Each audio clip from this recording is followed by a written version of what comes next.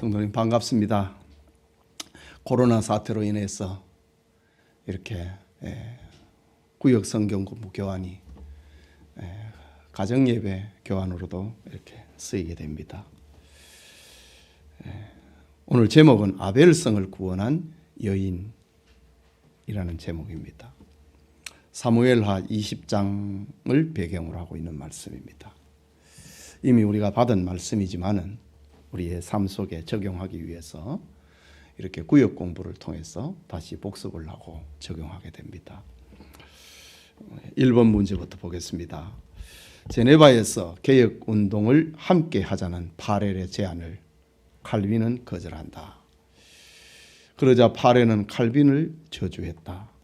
이때 칼빈이 느낀 충격은 무엇인가? 교회사에 나오는 유명한 사건을 우리 구역 공부의 문제 하나로 이렇게 정했습니다. 파렐은 훗날 그날의 사건을 고백을 하면서 이렇게 말합니다. 그때 나는 파렐의 무서운 명령에 몸을 떨었다.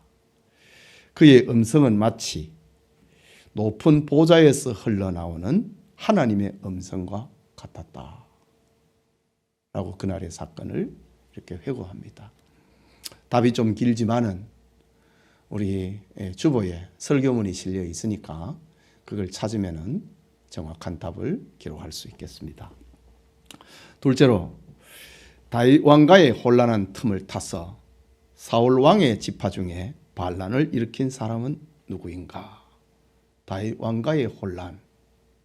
그것은 아들 압살롬이 일으킨 반란이었습니다. 이것이 이제 진압이 되어서 평정을 찾으려고 하는 그때에 새로운 반란이 일어났습니다. 그것은 옛 사울 왕가의 사람, 베냐민 지파 사람이 반란을 일으켰습니다.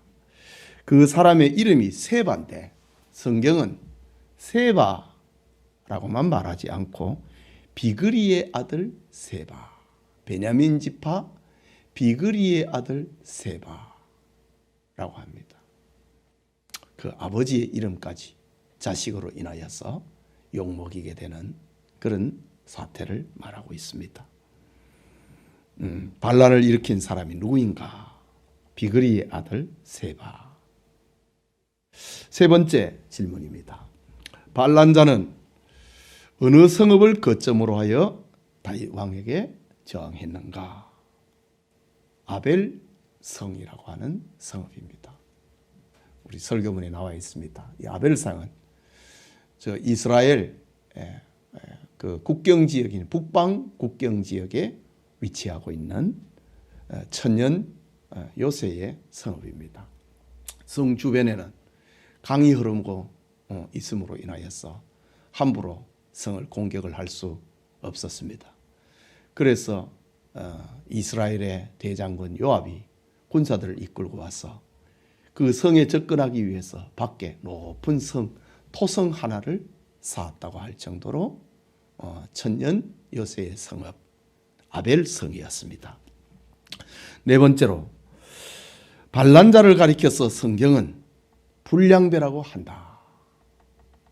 사무엘하 20장 1절에 오늘 이 사건을 설명을 하면서 1절에 이 세바를 가리켜서 불량배라고 한다.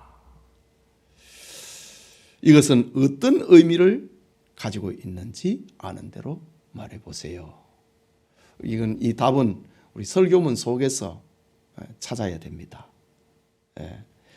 4개 정도를 찾아볼 수 있는데 불량배 이 말은 어떤 도덕적인 어떤 부족함을 가리키는 것이 아니고 성경적인 구속사적인 의미에서 가지고 있는 말입니다.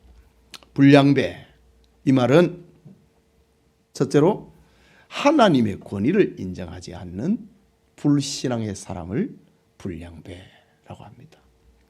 또 설교문 속에 나오는 또 하나의 답은 자기 생각을 판단의 제일 기준으로 삼는 사람 불량배라고 합니다. 세 번째는 사울 왕가의 죄는 생각하지 않고 기득권 빼앗기신 것에 분통해하는 사람. 자기 죄를 생각하지 않고 자기 기득권 빼앗겼던 그것에 분통해하는 사람. 이런 사람을 가리켜 불량배라고 합니다. 또 하나는 자기뿐만이 아니라 다른 사람까지도 멸망케 하는 사람. 자기 혼자 망하는 게 아니고 다른 사람까지도 망하게 하는 사람을 가리켜 불량배라고 합니다. 이렇게 우리는 답을 네 가지를, 불량배라고 하는 말을 주석학적으로 네 가지를 찾아볼 수 있습니다. 다시 한번 정리를 하면은 하나님의 권위를 인정하지 않는 불신앙의 사람, 자기 생각을 판단의 제일 기준으로 삼는 사람, 사울 왕가의 죄는 생각지 않고 기득권 빼앗긴 것에 분통해하는 사람, 자기뿐만 아니라 다른 사람까지도 멸망에 이르는 사람, 이런 사람을 가리켜 불량배라고 한다. 다섯 번째 질문입니다. 성읍 사람들이 반란자에게 미혹이 되어 죽음의 위기가 닥쳤을 때 그들을 생명의 길로 인도한 사람은 누구인가? 성경에는 또 우리 설교문 속에서는 그 사람을 가리켜 지혜로운 여인 한 사람이다. 이름이 없습니다. 무명인입니다. 이름 없는 한 무명의 여자에 의해서 아벨성이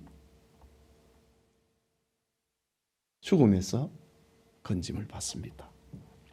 이 사람을 가리켜 성경은 누구인가? 지혜로운 여인 한 사람. 이것이 원하는 답이지요.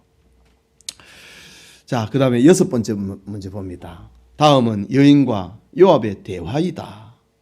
빈칸을 채우세요. 사무엘하 20장 18절 19절에서 빈칸을 우리가 채워넣습니다.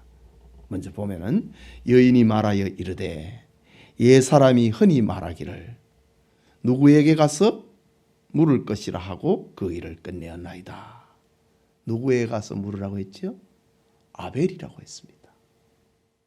이 아벨이라고 하는 이 성은 이스라엘 가운데서 지혜자들이 많은 성읍이었다는 거지요. 또 이스라엘 사람들의 최후 재판관과 같은 결심 재판과 같은 그런 역할을 했던 사람들이 바로 아벨성의 사람이었습니다. 다시 보면은 여인이 말하여 이르되 옛 사람이 흔히 말하기를 누구에게 가서 아벨에게 가서 물을 것이라 하고 그 일을 끝내었나이다. 최종 심판이었다는 거지요. 결론이었다는 거지요. 그러면서 또 누구는 이스라엘에 화평하고 충성된 자 중 하나 이거늘 빈콩나는 나는이라고 했습니다.